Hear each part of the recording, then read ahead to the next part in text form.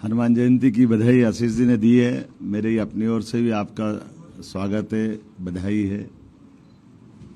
हम सबका सौभाग्य है, परमात्मा की कृपा है। चुनाव का दूसरा चरण सामने आ गया है और एक चरण सफलता के साथ पूरा हुआ। यशस्वी प्रधानमंत्री इस दौरे के साथ अभी तक के मध्य प्रदेश में सर्वाधिक बार आने वाले प्रधानमंत्री का एक उनका रिकॉर्ड बन रहा है। ये हमारे लिए सौभाग्य की बात है। यशस्वी प्रधानमंत्री जब भी आते हैं तो प्रदेश में अभी तक उनके द्वारा दी गई सौगातें अगर अपन हिसाब लगाएं तो लगभग 1.25 लाख करोड़ से ज्यादा की सौगातें तो सीधे सीधे हमको मिली है। और उसमें भी इस 100 दिन के टेन्योर की बात करेंगे तो 35,000 करोड़ की पार्वती कालीसिंध चंबल परियोजना, इसी 100 दिन के अंदर एक नई परियोजना जो पश्चिमी मध्य प्रदेश और राजस्थान को मिला के 70,000 करोड़ की रहेगी, और 45,000 करोड़ की एक परियोजना जो हम सबके लिए केन बेतवा के नाम से जानी जाती थी, जिसमें कई हर्डल थे, वो उसको दूर करने का भी बड़ा इसी के माध्यम से एक रास्ता मिला है। मुझे इस बात की प्रसन्नता है कि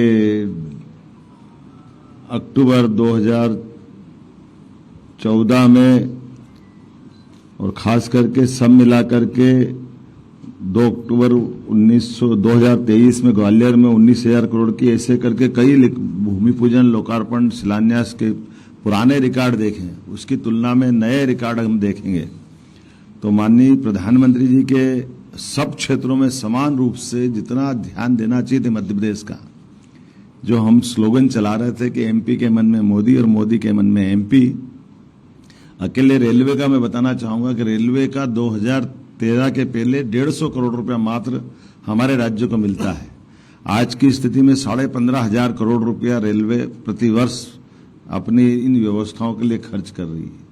ये रिकॉर्ड बताता है कि हमारे लिए मध्य प्रदेश का केंद्र सरकार के लिए क्या महत्व है, मोदी जी का मध्य प्रदेश को लेकर क्या महत्व है।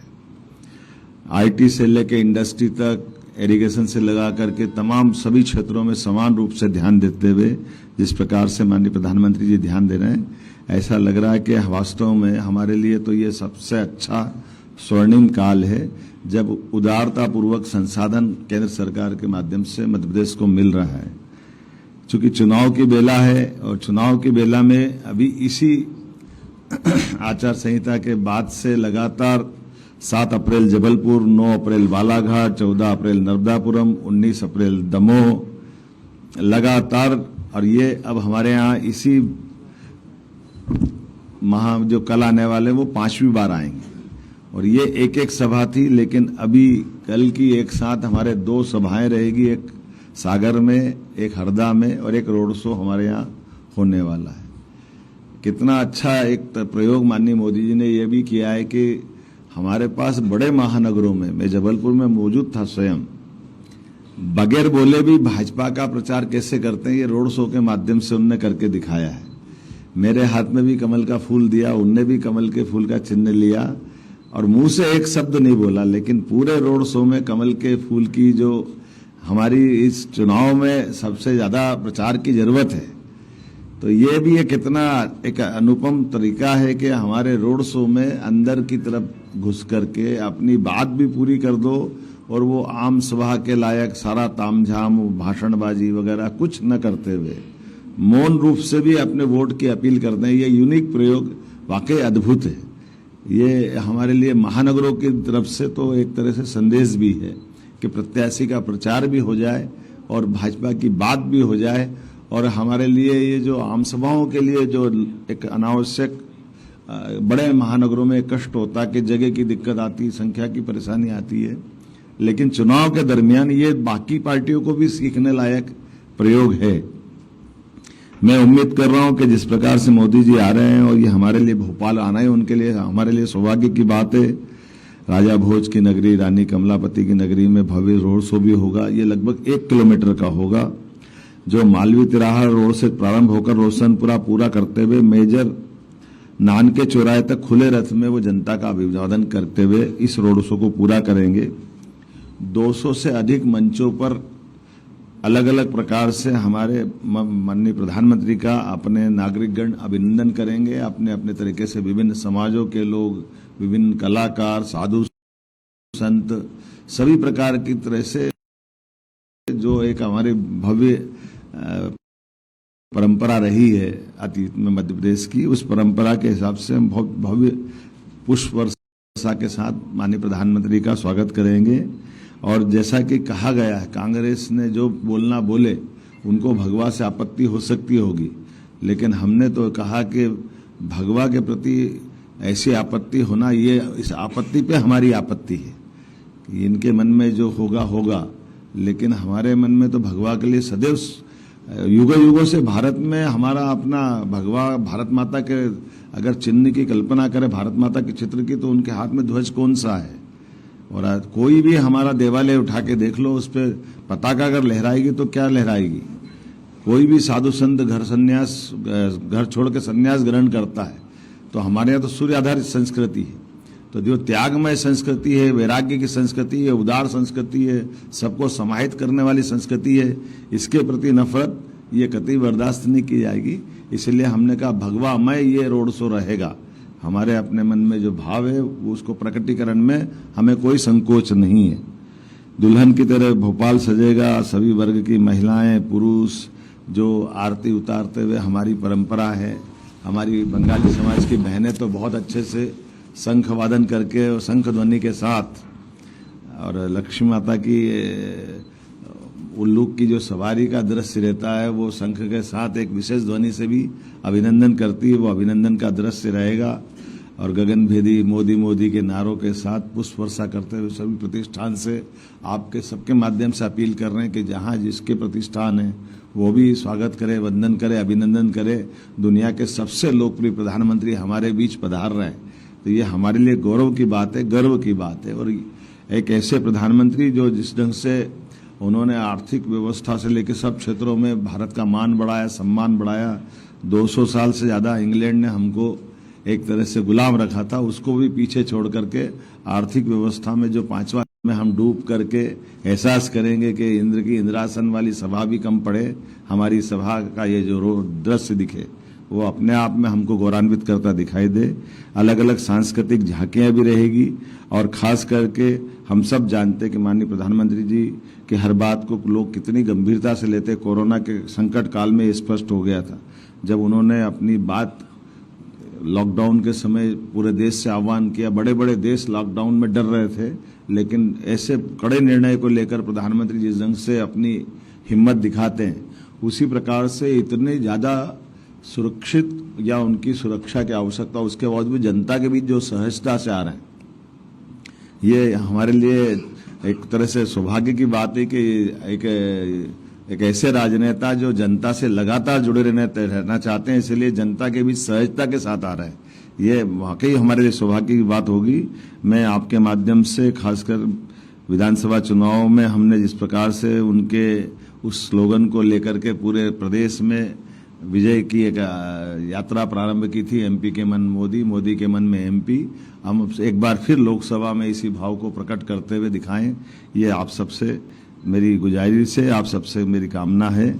और खास करके ये जो वर्तमान का समय चल रहा है, हमने कल के दृश्य देखे, कांग्रेस का मैनिफेस्टो देखा, और उस मैनिफेस्टो में जो बातें जुड़ी गई है, और जिस बात को लेकर के कांग्रेस का स्वभाव ही होता है कि कांग्रेस पलटी मारती, बात को अपने पहली बात कर देती है, और बात से बात को बनाते बनाते अपनी बात को छिपा के ले जाने का प्रयास रहता है।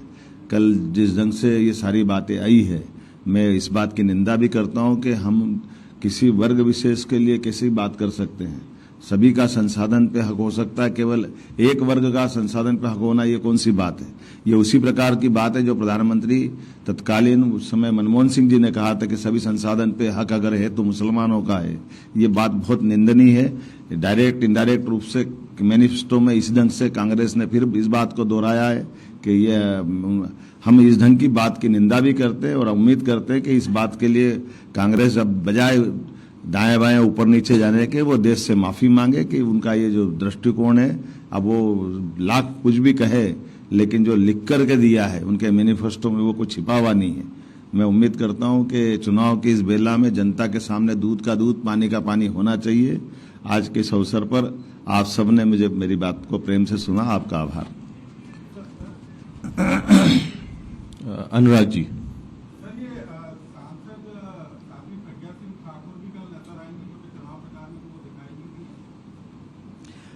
आएगी, बिल्कुल आएगी। शेफाली जी। मेरा सवाल ये था कि भोपाल 1984 के बाद से बीजेपी का गढ़ है, क्या यहाँ जरूरत थी प्रधानमंत्री जी के रोड शो की? मैंने आपको कितनी अच्छी बात कही। प्रधानमंत्री की जरूरत चुनाव में अगर हम विनम्रता से नहीं आएंगे तो कहेंगे अहंकारी है। चुनाव लड़ रहे हैं अगर हम, तो जनता के बीच वोट की अपील करने नहीं आएंगे तो क्या माना जाएगा? आप बताइए कि तो गुलाम हो गए, देंगे अपने आप वोट, ये अच्छी बात रही है।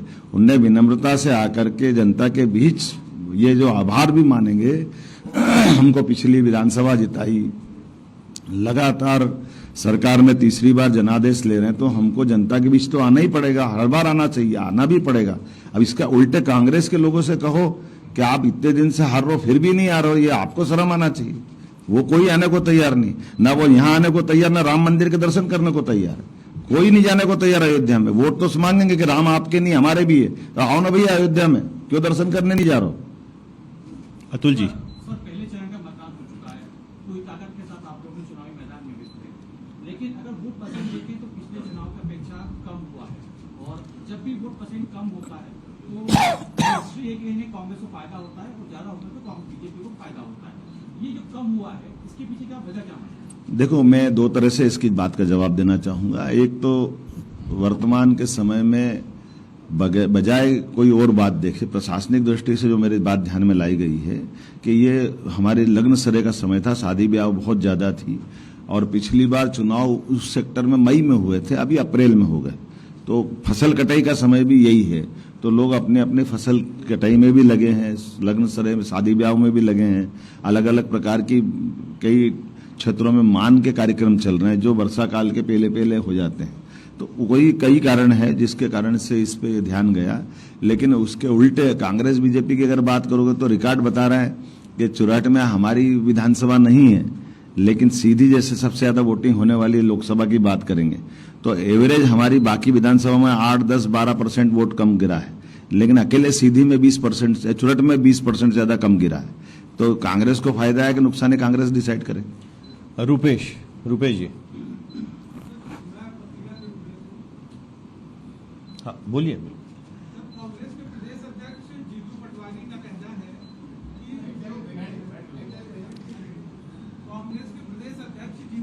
का कहना है कि जो भी नेता बीजेपी में आ रहे हैं, जैसे इंदौर से संजय छोटा 140 करोड़ का नोट, छोटा प्रश्न, और उसके बाद अमरवाड़ा से जो विधायक है उनकी पत्नी ठीक है। 25 करोड़ का भ्रष्टाचार का आरोप है, लोकायुक्त में जांच चल रही है, तो अपने केस के खात्मे के लिए जांच।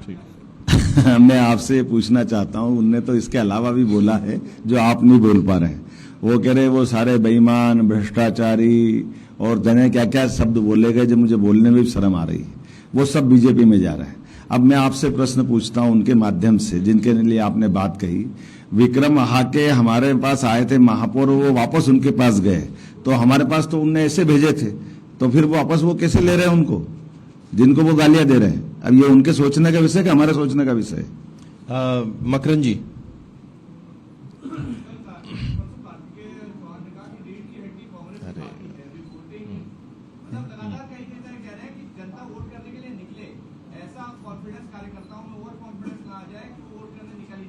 नहीं, ये हमने आह्वान अपनी पार्टी के मतदाताओं के लिए जो पन्ना प्रमुख से लेकर पूरे संगठन के लिए किया है, हम कोशिश भी कर रहे हैं और चुनाव आयोग से भी कह रहे हैं कि वो भी जो पीने के पानी की व्यवस्था, छाया की व्यवस्था, और अगर दूरस्थ में तो कुछ वाहन साधन लगाए, जो कर सकते वो करे। चुनाव आयोग का भी दायित्व है कि वो अधिकतम मतदान कराए, सरकार की जवाबदारी चुनाव आयोग के माध्यम से है ना, तो जो जो हो सकता है वो सब करे।